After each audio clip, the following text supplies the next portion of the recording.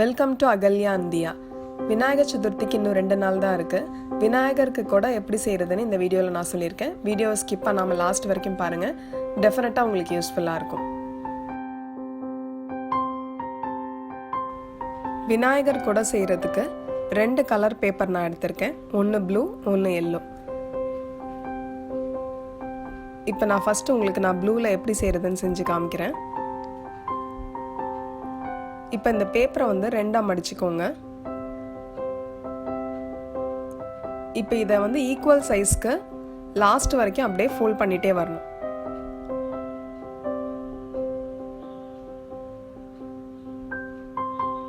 So இந்த அளவுக்கு நம்ம அந்த பேப்பரை ஃபோல்ட் பண்ணிடணும்.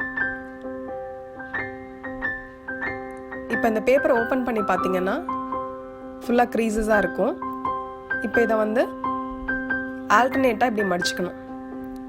ஸோ அந்த எண்டு வரைக்கும் இதே மாதிரி ஆல்டர்னேட்டாக மடிச்சுட்டே வரணும்.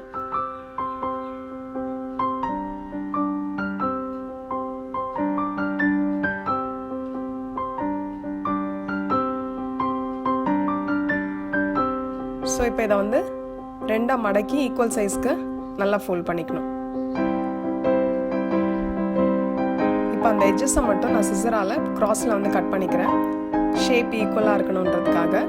இப்போ இதே மாதிரி நம்ம இந்த எல்லோ ஷீட்டையும் ஃபோல்ட் பண்ணிக்கலாம்.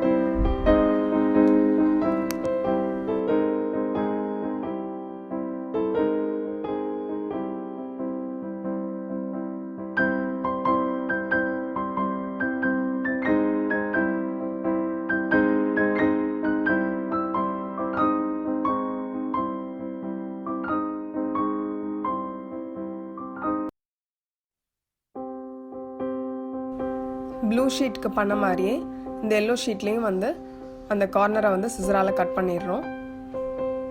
இப்போ இதை வந்து பார்த்தீங்கன்னா இந்த எல்லோ பேப்பர் வந்து ஒரே ஒரு பேப்பர் தான் நம்ம யூஸ் பண்ண போகிறோம். அதனால் 2 ஈக்குவல் ஹாஃபாக இதை வந்து சிசரால் கட் பண்ணிக்கோங்க.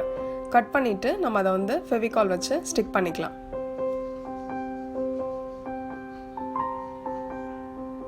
ஃபெவிகால் வச்சு நல்லா ஸ்டிக் பண்ணிவிட்டு நீங்கள் கொஞ்சம் நேரம் தனியாக வச்சுருங்க. அது ஆட்டோமேட்டிக்காக வந்து நல்லா ஸ்டிக் ஆகிடும்.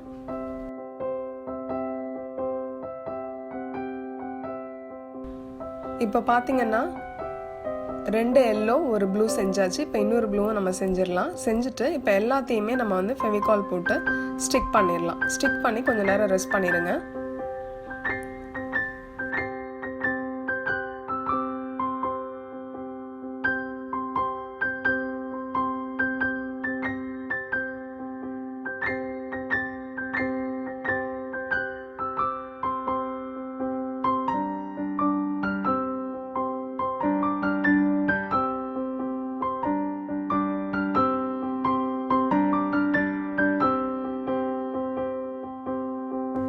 இப்போ கொடையோட அந்த ஸ்டிக் பண்ண போகிறோம். அதுக்கு நான் வந்து ஒரு திக்கான ஸ்ட்ரா எடுத்திருக்கேன். அதை இந்த கலர் பேப்பரில் நல்லா ரோல் பண்ணிவிட்டு எட்ஜில் வந்து ஃபெவிகால் போட்டு அதை நல்லா ஸ்டிக் பண்ணிடுங்க. இப்போ மேலே வந்து டாப் இருக்குல்ல, கொடையோட டாப், அதோட பேஸில் வந்து சின்னதாக ஒரு கார்ட்போர்டில் வந்து ஃபெவிகால் போட்டு நான் ஸ்டிக் பண்ணிவிட்டு இந்த நம்ம ஸ்டிக்கையும் அதில் அட்டாச் பண்ணிடலாம்.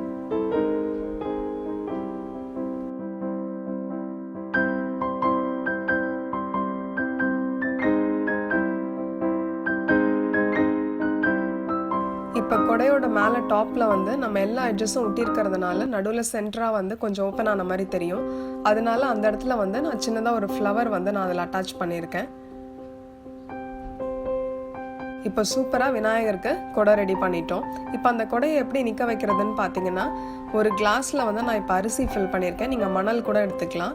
அதில் வந்து சென்டராக வந்து இந்த கொடையை வந்து நீங்கள் இன்சர்ட் பண்ணிவிட்டு நம்ம விநாயகர் சிலை வைக்க போகிறோன்னா அதுக்கு பின்னாடி இந்த கிளாஸை வச்சுட்டிங்கன்னா அந்த கிளாஸ் இருக்கிறதே தெரியாது. கரெக்டாக கொடைக்கு கீழே வந்து விநாயகர் இருக்க மாதிரி இருக்கும். பார்க்குறதுக்கு ரொம்ப அழகாக இருக்கும். கொடை வந்து கொஞ்சம் கூட அசையாது, கீழேயும் விழாது.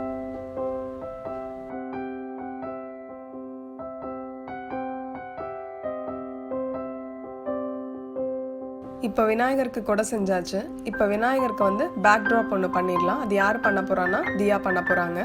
நம்ம ஃபஸ்ட்டு வந்து கொடைக்கு செஞ்ச மாதிரியே தான் ஒரு கலர் ஷீட்டில் வந்து இதே மாதிரி ஃபோல்ட் பண்ணிக்கணும்.